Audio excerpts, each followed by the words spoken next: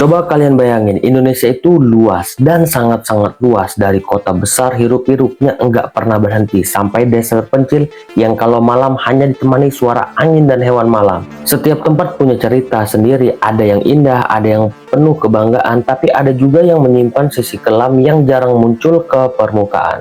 Cerita-cerita yang lahir dari pengalaman orang biasa, kejadian ganjil yang dialami saksi mata, gangguan yang sulit dijelaskan, sampai peristiwa nyata yang tercatat dan dibicarakan bertahun-tahun kemudian. Dan malam ini kita akan masuk ke 5 kisah horor nyata dari berbagai penjuru Indonesia, kisah yang benar-benar pernah terjadi, yang meninggalkan jejak ketakutan, misteri, dan pertanyaan-pertanyaan yang sampai sekarang masih bikin merinding setiap kali diingat. Kalau kalian suka pembahasan seperti ini, boleh banget tekan tombol subscribe supaya kalian gak ketinggalan cerita-cerita berikutnya. Santai aja, nggak harus, anggap aja sebagai cara biar kita bisa terus bareng dalam setiap misteri yang bakal kita bahas di sini.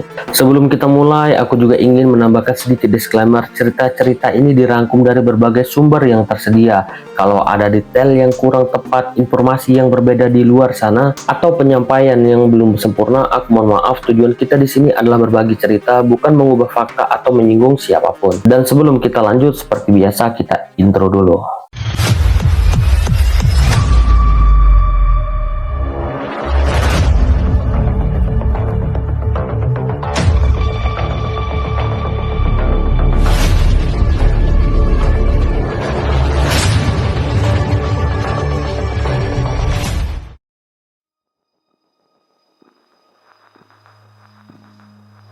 Cerita pertama datang dari sebuah hotel tua di Jakarta. Bangunan kelihatan biasa aja, tapi kalau dilihat lebih teliti, cahaya lampunya redup, lorongnya sunyi, dan suasananya tidak pernah benar-benar terasa hidup. Tahun 2004, seorang pegawai bernama Arman menginap di sana. Karena datang larut malam, satu-satunya kamar yang tersisa adalah kamar 308. Di malam pertama, Arman terbangun karena ada bisikan perempuan tepat di telinganya. "Jangan tidur di sini."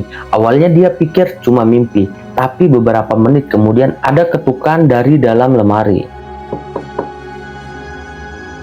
Saat Arman menatap lemari itu, pintunya bergerak sedikit. Dari celah yang terbuka, tampak tangan pucat kurus seolah meraih keluar. Dan ketika lampu kamar tiba-tiba mati, suara itu kembali berbisik tepat di belakangnya. "Aku masih di sini."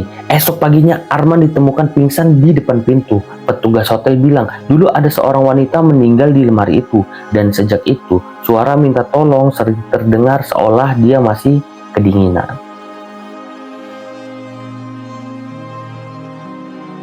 Cerita kedua berasal dari tragedi besar tahun 1987, tabrakan kereta Bintaro yang menewaskan lebih dari 100 orang. Sejak kejadian itu, jalur kereta di sana sering muncul cerita aneh. Masinis yang lewat malam hari pernah melihat sosok-sosok berdiri di samping rel, melambaikan tangan seolah minta naik. Tapi saat kereta mendekat, mereka menghilang. Ada pula penumpang yang pernah naik kereta malam dan duduk di samping seorang wanita. Wanita itu diam, rambutnya terurai panjang, tapi saat kereta berhenti di stasiun berikutnya, penumpang itu sadar bangku sebelahnya basah oleh darah.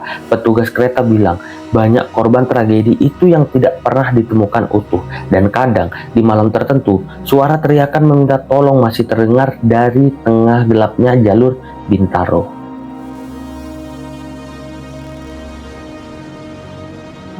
Tahun 2004, Aceh dilanda tsunami besar. Sebuah rumah sakit darurat dibangun cepat-cepat untuk menampung korban. Banyak yang selamat, tapi lebih banyak lagi yang tidak. Setelah situasi pulih, bangunan rumah sakit itu terbengkalai. Dan sejak saat itu, cerita-cerita mulai muncul. Security yang berjaga sering mendengar suara anak menangis, padahal koridornya kosong dan gelap. Kadang tercium bau amis bercampur obat-obatan. Kadang terlihat bayangan pasien berjalan dengan infus masih menancap di tangan. Ada juga yang melihat seorang ibu duduk sendirian di kursi memeluk kain bayi. Saat didekati, sosok itu menghilang begitu aja. Yang tersisa hanya kain bayi, tanpa siapapun yang memegang. Dan yang paling sering terdengar adalah suara seseorang berkata pelan, "Di mana anakku?"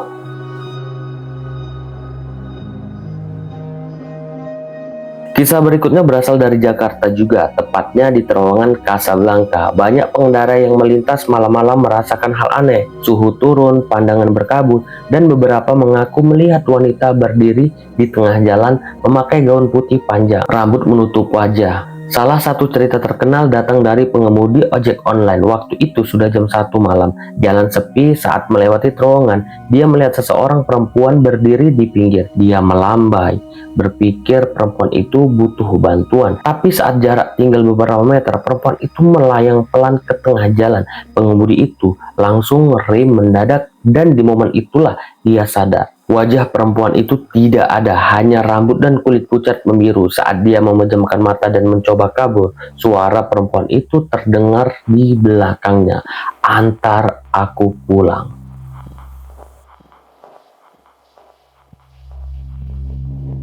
Cerita ini nyata dan tercatat di sebuah laporan pencarian SAR. Sekelompok pendaki tersesat di hutan Jawa Barat tahun 2011. Mereka berjalan berjam-jam tanpa arah, sampai akhirnya menemukan sebuah desa kecil, rumah-rumah kayu, lampu minyak, warga desa yang hanya tersenyum tanpa banyak bicara. Pendaki itu ditawari air, makanan, dan tempat istirahat. Mereka tidur di rumah salah satu warga, tapi saat bangun keesokan paginya tidak ada desa, tidak ada rumah, tidak ada warga.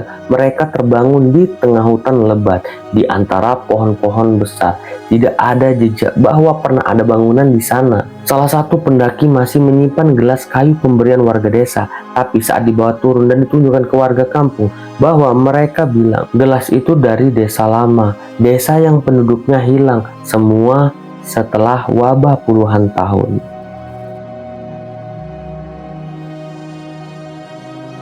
5 kisah ini cuma sebagian kecil dari ribuan cerita horor nyata yang tersebar di Indonesia, dari hotel tua, jalur kereta, rumah sakit, terowongan, sampai hutan terpencil. Semua tempat punya kisah yang kadang tidak bisa dijelaskan dengan logika. Kadang yang kita lihat hanya sebagian kecil dari apa yang sebenarnya ada. Dan kalau kamu lagi nonton ini malam-malam, coba lihat ke belakang sebentar. Pastikan kalian sendiri. Selamat bertemu di video selanjutnya.